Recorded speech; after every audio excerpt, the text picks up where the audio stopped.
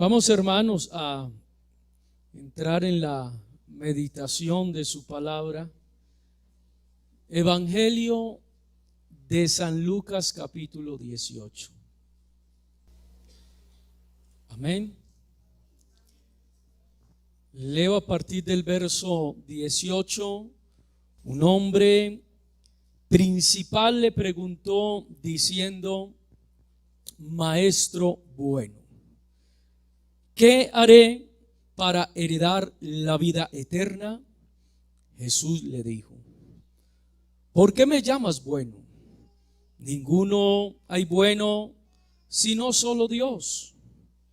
Los mandamientos sabes: no adulterarás, no matarás, no hurtarás, no dirás falso testimonio, honra a tu padre y a tu madre. Él dijo: todo esto he guardado desde mi juventud. Jesús, oyendo esto, le dijo: aún te falta una cosa. Vende todo lo que tienes y dalo a los pobres, y tendrás tesoro en el cielo, y ven, sígueme. Entonces él, oyendo esto, se puso muy triste, porque era muy rico. Al ver Jesús que se había entristecido mucho, dijo: cuán difícilmente entrarán en el reino de Dios los que tienen riquezas. Porque es más fácil pasar un camello por el ojo de una aguja que entrar un rico en el reino de Dios. Y los que oyeron esto dijeron: ¿quién pues podrá ser salvo? Él les dijo: lo que es imposible para los hombres es posible para Dios. Entonces Pedro dijo: he aquí nosotros hemos dejado nuestras posesiones, te hemos seguido. Y él les dijo: de cierto os digo que no hay nadie que haya dejado casa o padres o hermano o mujer o hijos por el reino de Dios, que no haya de recibir mucho más en este tiempo y en el siglo venidero la vida eterna. Gloria al nombre de Jesús. Digamos gloria a Dios. Tenga la bondad, hermanos, estén cómodos.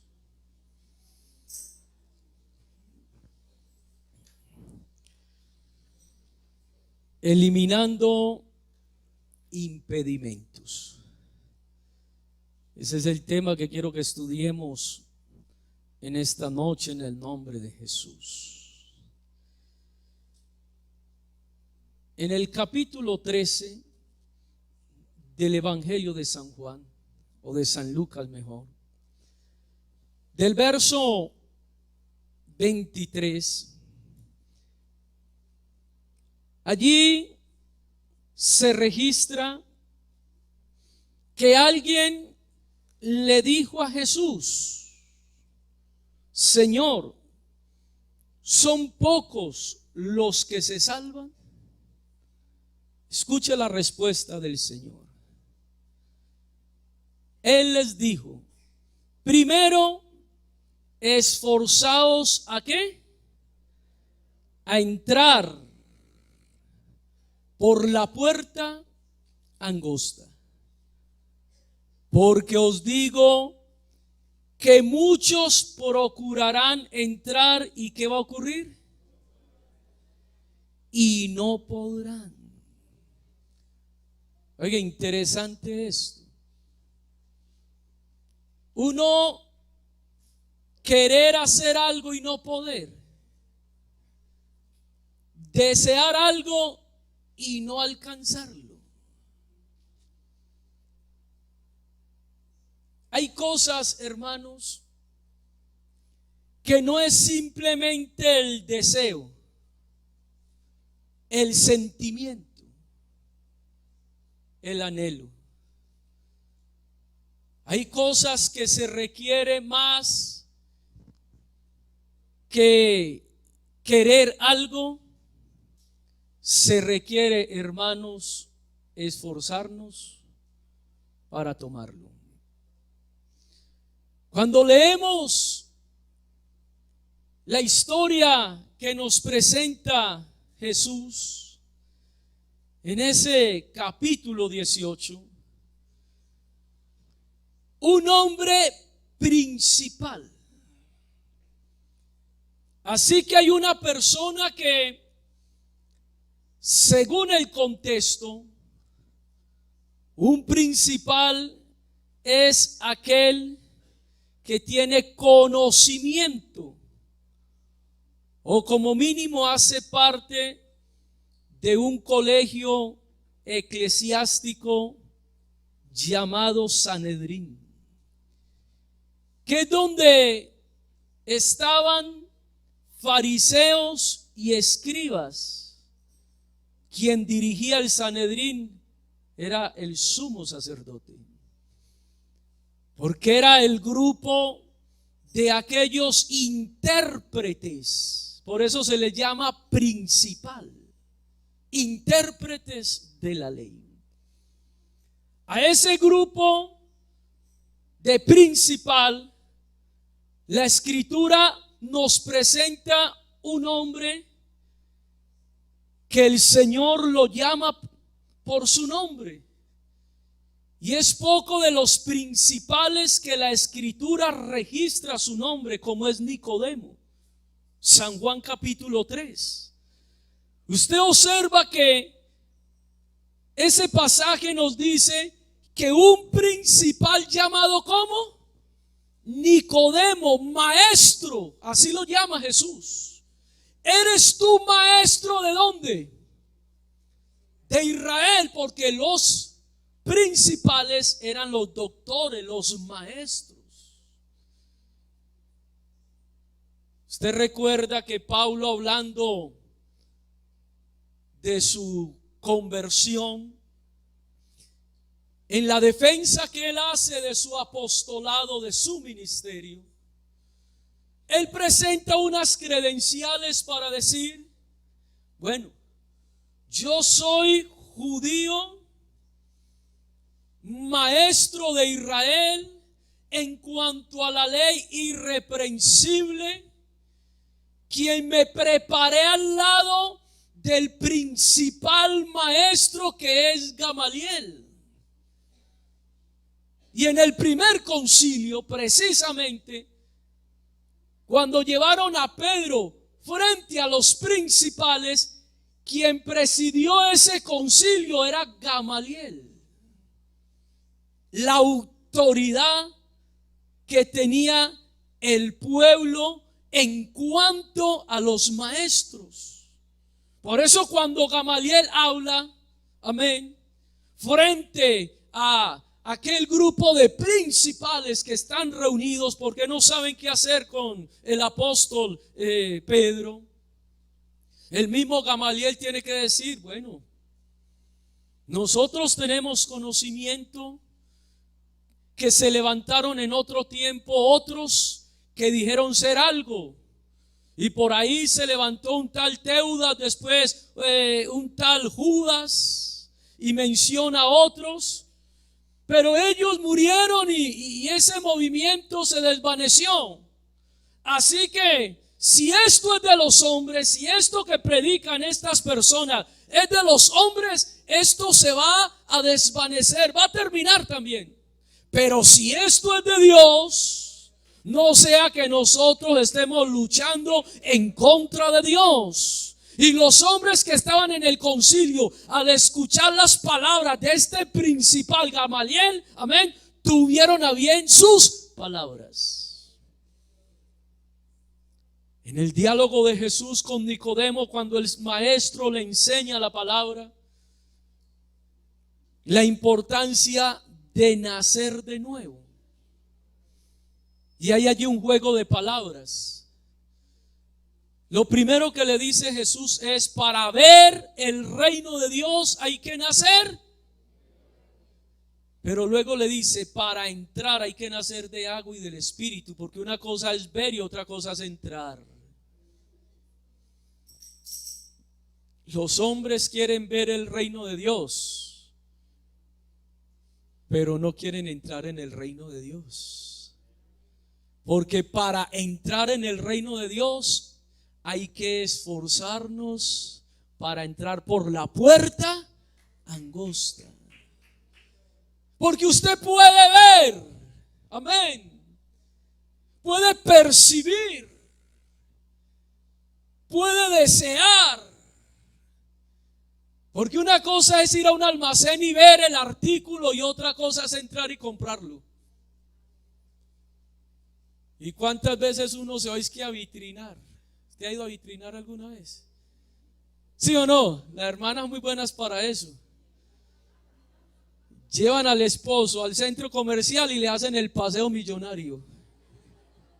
¿Sí o no? ¿Qué dicen, hermanas? Le hacen a uno el paseo millonario. Pero mire, una cosa es que usted vaya y ve el artículo, ¡ay, tan bueno! Pero ver no es entrar. Ver es desear, querer. Pero otra cosa es que usted ya entre y lo adquiera, ya es diferente. Así que Jesús habló de ver y de entrar. Y Nicodemo, él al escuchar estas palabras, él se pregunta, pero ¿cómo siendo yo un hombre adulto, un hombre ya grande, voy a volver a entrar en el vientre de mi madre y voy a volver a nacer? No comprendía las cosas. Y de ahí la interpelación de Jesús: eres tú principal, eres tú maestro, y no entiendes esto. Lo que es nacido de la carne, pero lo que es nacido de Dios. Y para entrar en el reino de Dios hay que nacer de Dios. Hay que nacer por la palabra que nos engendra. Hay que nacer por el Espíritu Santo que nos convence de pecado, de justicia y de juicio. Hay que esforzarnos, amén. Así que este hombre, al parecer, era alguien importante, un principal. No era cualquier persona, un principal. Al nivel de Gamaliel, al nivel de Nicodemo, conocedor de la palabra. Como el mismo Pablo, en su defensa, en cuanto a la ley irreprensible. Usted mira, hermanos, usted no era cualquier persona, maestro bueno. Mire la forma como este hombre, aún teniendo revelación, llama a Jesús. Porque nadie puede llamar a Jesús Señor si no es por el Espíritu. Y este hombre le está diciendo, maestro bueno. Y Jesús le dice, ¿por qué me llamas bueno? Si bueno solo es Dios. En otras palabras, ¿cómo sabes tú que yo soy Dios? Porque me estás llamando bueno. Porque bueno solo hay uno y es Dios. Así que este hombre tenía revelación. Llamó a Jesús Dios. Aleluya. Los mandamientos, ¿sabes quién hace esa pregunta, hermanos? Jesús. Los mandamientos, ¿sabes? Y Jesús le menciona algunos. No adulterarás, no matarás, no hurtarás, no dirás falso testimonio, honra a tu padre y a tu madre. ¿Cuál fue la respuesta de este hombre? Todo esto he guardado desde. Así que no era cualquier desordenado. Esto no era cualquier impío, hermanos. Aquí hay un hombre que aparentemente por la ley tiene su justicia. no era un adúltero, no era un fornicario, no era un ladrón, no era un mentiroso. Amén, porque él mismo lo dice. Todo esto he guardado desde mi juventud. Gloria al nombre de Jesús. Algo parecido a Pablo, cuando él dice: en cuanto a la ley, revíseme. Y yo era ¿qué? Irreprensible. O sea, no había nada que me podían acusar. Era irreprensible en cuanto a la ley. Y precisamente si usted lee esos mandamientos que allí menciona Jesús en ese verso 20, váyase allá a Éxodo capítulo 20 y se va a encontrar que esos son los mandamientos de la ley de Dios. Los mismos. Así que este hombre guardaba la ley. Pero aún así, con todo eso, como Jesús conoce los corazones, le tocó la llaga. Aún te falta una cosa. Oiga, hermanos, aún te falta algo. Y ese hombre, pues, pienso yo que estaba esperando que Jesús lo exaltara, amén, que lo felicitara, que le diera la bienvenida al reino de Dios, amén. Donde sea un hombre de esos quien se presente ante nosotros, pues nos sorprende, porque el hombre solamente ve lo que está delante de ¿qué? Así que como nosotros, hermanos, no tenemos esa capacidad o esa perfección, amén, del conocimiento perfecto, pero Dios sí. A Dios, hermanos, nada lo sorprende. Nada a Dios, hermanos, se le pasa por alto. Para los hombres este personaje calificaba para entrar en el reino de Dios, pero para Jesús le faltaba ¿qué? Una cosa. Y ahora Jesús entonces ya le habla directamente, como el Señor sabía qué tenía en su corazón. Porque si usted observa el pasaje, Jesús le menciona: no adulterarás, no matarás, no hurtarás, eso. Pero Jesús no le menciona lo más importante. Porque una vez al Señor Jesús le preguntaron los mismos fariseos: Señor, ¿cuál es el gran mandamiento de todos? ¿Cuál fue la respuesta de Jesús?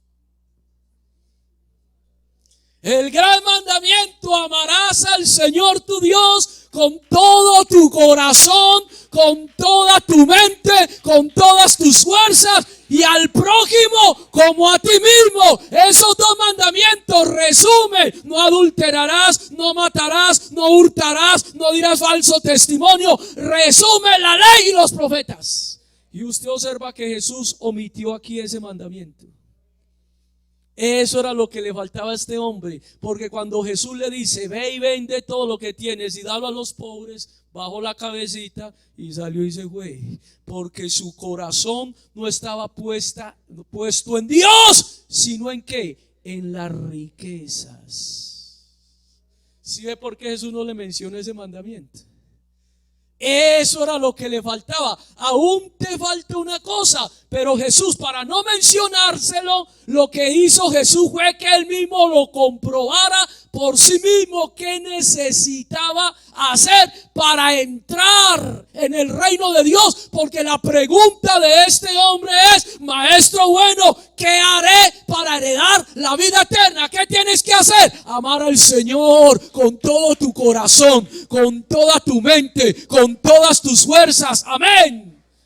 Pero como este hombre amaba más las riquezas que a Dios, eso es lo que Jesús dijo en San Juan capítulo 1, que la luz vino al mundo y los hombres amaron más las tinieblas que la luz.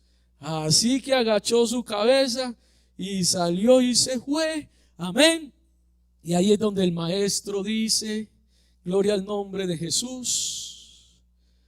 Cuán difícilmente entrarán en el reino de Dios los que tienen su amor o su mirada puesta o su corazón o su deseo en las riquezas o en las cosas terrenales antes que en Dios. Eso es lo que significa. Y los discípulos se sorprenden. Y oyeron los discípulos y dijeron: ¿quién pues podrá ser salvo? ¿Quién pues podrá ser salvo?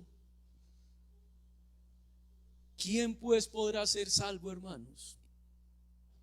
Aquellos que ponen a Dios primero por encima de cualquier cosa. Esa es la respuesta. De ahí lo que dice Jesús. Entonces Pedro dijo: he aquí nosotros hemos ¿qué? Dejado. Mire que sí hay que dejar. Porque los discípulos entendieron. Porque en el contexto, cuando Jesús dice: más fácil es que un camello se humille, amén, se incline, amén, y pase por una puerta pequeña llamada ojo de aguja,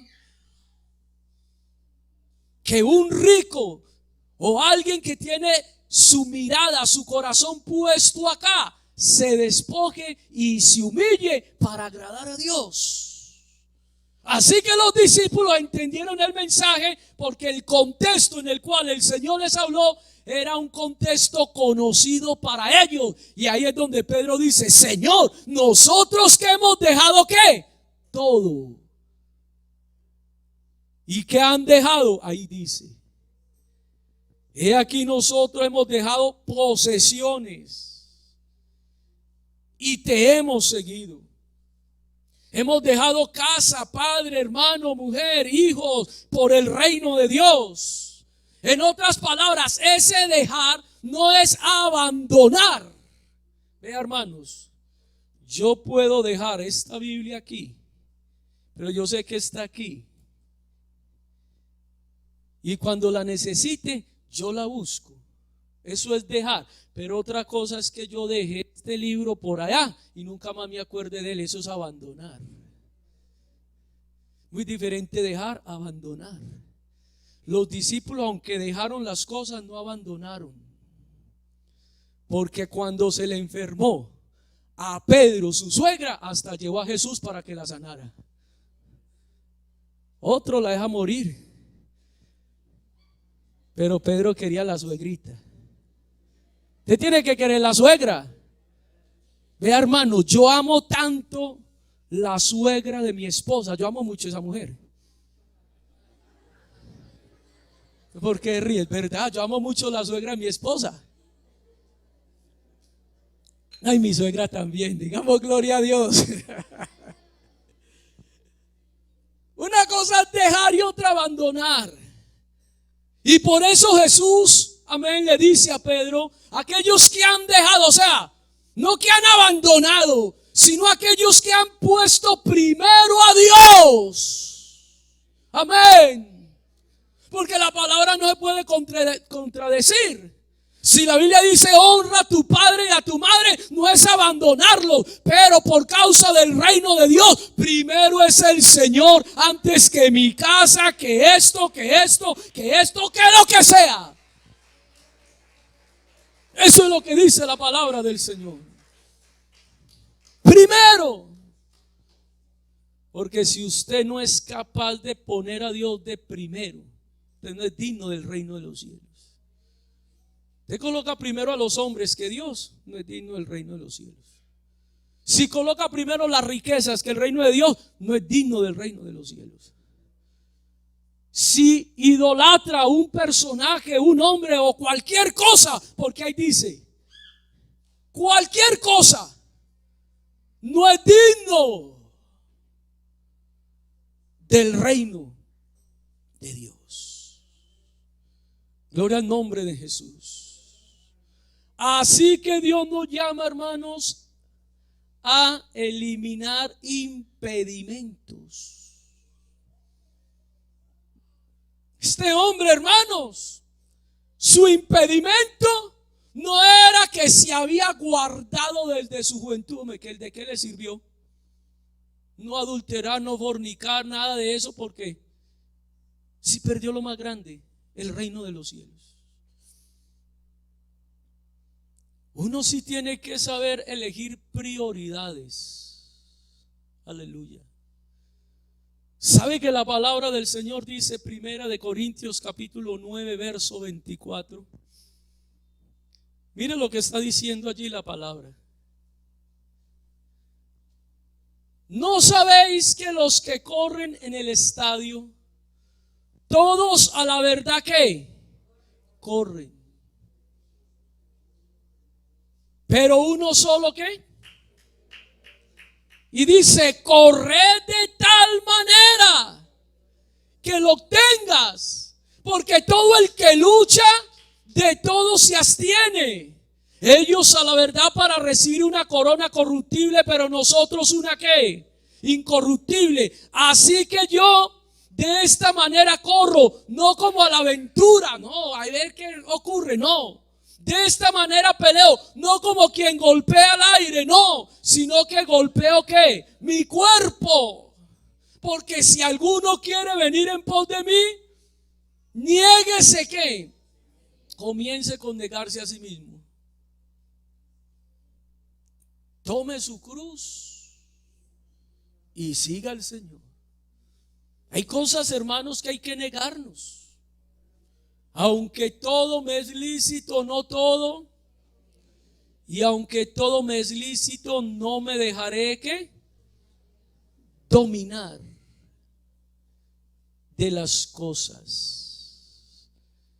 Gloria al nombre de Jesús. Segunda de Timoteo 2:5. Y también el que lucha como atleta no es coronado, sino que, si no lucha ¿cómo? Así que en la vida cristiana, en nuestro diario vivir, nosotros debemos, hermanos, esforzarnos por entrar por la puerta angosta. Por eso se habla de un esfuerzo, algo que requiere, hermano, amén, poner de más, de más. Y cada uno es llamado a esforzarse a entrar, no a ver, no, es a entrar. Yo no me puedo quedar viendo las cosas y malas espirituales. Yo debo procurar entrar. Así que hay cosas que necesitamos nosotros eliminar. Hay que colocar a Dios primero. Usted no quite la mirada del galardón del Señor Jesucristo. Porque si usted quita la mirada del Señor, usted va a valorar más las cosas de la tierra y no las cosas celestiales. De ahí lo que dice Colosenses 3: si puedes haber resucitado con Cristo, debes buscar las cosas ¿de dónde? De arriba. Gloria al nombre de Jesús. Hay que eliminar cosas que nos pueden estorbar. Número 1, Hebreos 3:12. ¿Cómo dice la palabra del Señor allí? Mira que, hermanos, ¿sí dice así? Así que le está hablando a la iglesia. Ahí no se está refiriendo, mira pecadores, mira impíos, no, mira hermanos. Que no haya en ninguno de vosotros corazón ¿qué? Malo de ¿qué? De incredulidad para apartarse de ¿quién? Corazón de incredulidad. Si algo le agrada a Dios, hermanos, es que nosotros le creamos. Hebreos 11. Sin fe, imposible, verso 6. Oiga, imposible agradar a Dios si usted no cree que usted es el galardonador de las bendiciones. Por eso cuando yo creo en Dios me esfuerzo. Cuando pongo mi mirada en Él, Salmo 91, por cuanto en mí ha puesto ¿qué? Su amor. ¿En dónde has puesto tu amor? ¿En las cosas terrenales, en las riquezas, en los seres humanos? Si has puesto tu amor ahí, no eres digno del reino de los cielos. Pero por cuanto has puesto tu amor en mí, yo también te pondré en alto. Si usted pone a Dios en primer lugar, te va a ir bien. Y eso es fe. Eso es fe. Aleluya. Que usted pueda confiar en Él. Que usted pueda dejar todas las cosas en Dios. Amén. Que a pesar de que las cosas no marchen bien, que las cosas no funcionen, usted tiene su confianza, aleluya, en aquel que tiene poder para obrar en todas mis necesidades. No podemos hacer como el hombre rico, agachar la cabeza, no. Si tú has dejado padre, madre, hijo, esposo, lo que sea, Dios te va a recompensar. Porque has puesto al Señor, que es tu esperanza, al Altísimo por tu habitación. Lo has puesto como tu Señor, como tu Dios. Pero un corazón de incredulidad hace que nos apartemos. Amén. Que no podamos alcanzar las bendiciones.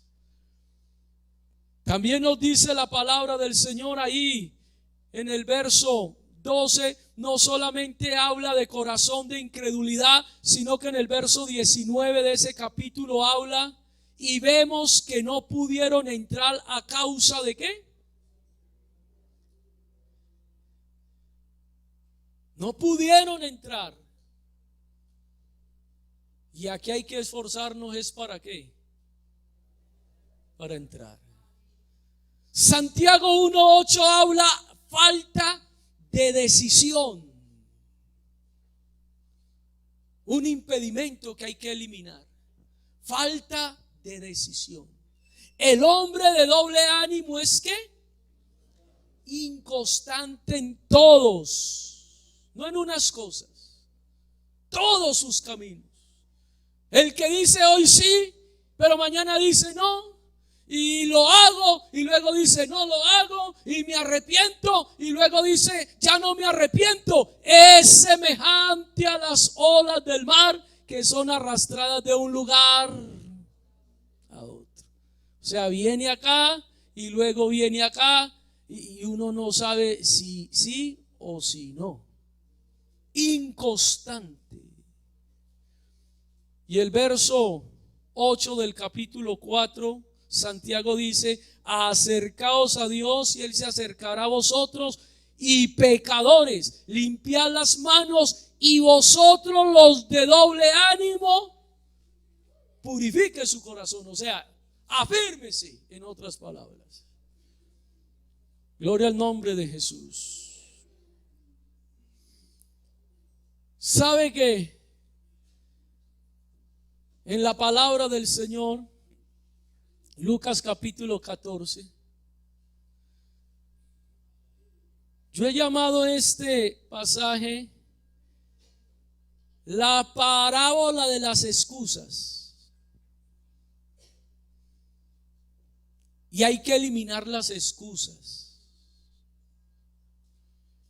Cuando usted observa, vamos a mirar ese capítulo 14. Cuando usted observa o estudia Génesis capítulo 3, que allí es donde se registra que se introdujo el pecado. Si usted estudia bien ese pasaje, llega a la conclusión que el que resultó siendo el malo fue Dios. Escudriñelo y se da cuenta. Adán peca y mire lo que hace. Dios le dice: Adán, ¿dónde estás tú? ¿Qué has hecho? ¿A quién le echó la culpa a Adán? ¿A quién? A la mujer. ¿Sabe qué respondió Adán? La mujer que me diste, esa me hizo pecar. Mire, hermano, las excusas. Cuando Dios llama a Eva, ¿a quién le echó culpa a Eva? A la serpiente. Eva, la serpiente me engañó. ¿Para qué, Señor, colocó esa serpiente acá? La serpiente. El malo resultó siendo Dios.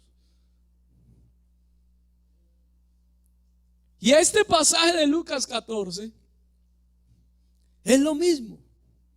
Las excusas de los hombres. Jesús refirió esta parábola. Un hombre hizo una gran cena y convidó a muchos. Y a la hora de la cena envió a sus siervos a decir a los convidados: venid, ya está todo preparado. Y todos a una comenzaron ¿a qué? A excusarse. El primero dijo, te lo invitaron, hay una cena. No, he comprado una hacienda y necesito ir ¿a qué? A verla. Te ruego que me excuses. No, conmigo no cuente. Hermano, ¿quién compra una finca a ojo cerrado? Uno se demora días para comprar una casita o una finca. Uno va y la mira, la revisa, la hace medir, vuelve y va, le toma fotos, regresa, ora. Pues si es cristiano hace eso. ¿Sí o no? Pero excusa, esos son excusas. Al otro, te invitamos. He comprado 5 yuntas de bueyes y voy ¿a qué? A probarlos. 5 yuntas de bueyes. O sea, 5 atos. ¿Quién hace eso? Y el otro: acabo de casarme y por tanto no puedo ir. ¿Y qué estaba haciendo ahí? Las excusas. Porque a todo le ponemos excusa. Por eso hay que esforzarnos. Y las cosas hay que hacerlas en el momento. A Dios hay que darle prioridad. A Dios no podemos tenerlo allá por último. Si hay tiempo, vengo al culto. Si hay tiempo, oro. No, uno tiene que ser responsable con uno y con Dios. Amén. Uno tiene que cuidar la vida cristiana. Gloria al nombre de Jesús. A Dios hay que darle prioridad.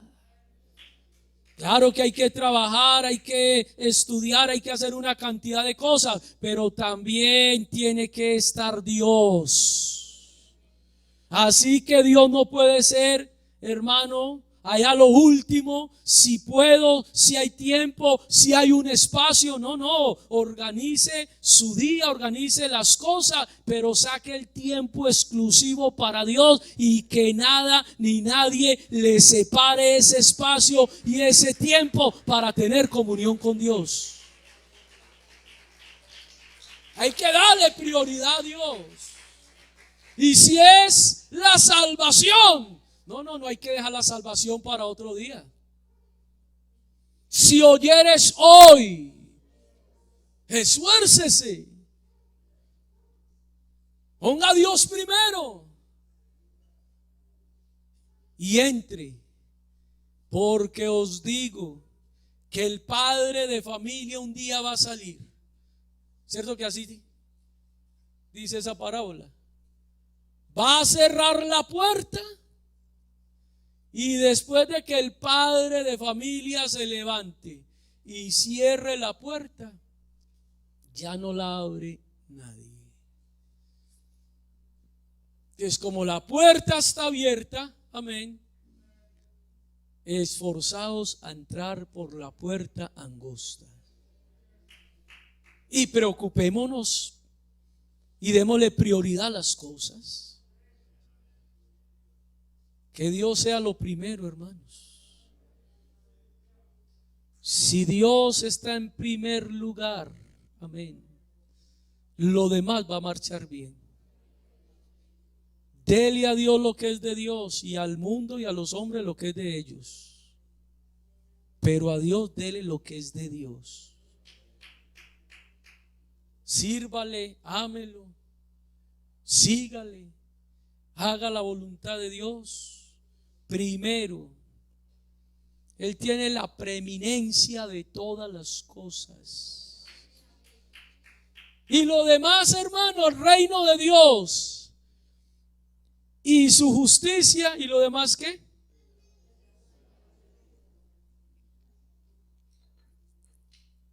Si usted no establece esa prioridad y ese orden, usted no le va a ir bien. No sea que nosotros terminemos como el joven rico, teniendo seguramente virtudes, tener que agachar la cabeza porque amamos más lo de acá que lo de allá.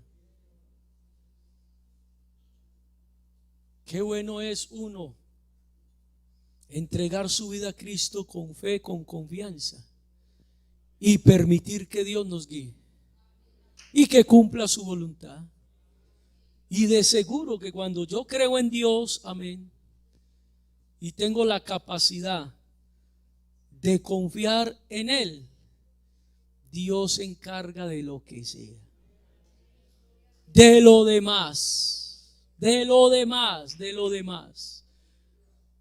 No cambiemos el orden de Dios. Primero es Dios, hermanos. Primero tiene que ser Dios. Y no negocie con eso. Primero Dios, primero la doctrina, primero los principios, primero los fundamentos, primero lo de Dios. Afírmese, arraíguese en esas cosas. Y yo te aseguro que todo aquel que oye estas palabras y las hace, le compararé a un hombre que edificó su casa sobre la roca. Que venga lo que venga, soplen vientos, golpeen los ríos con ímpetu, con violencia y con fuerza, la casa va a permanecer como firme. Firme.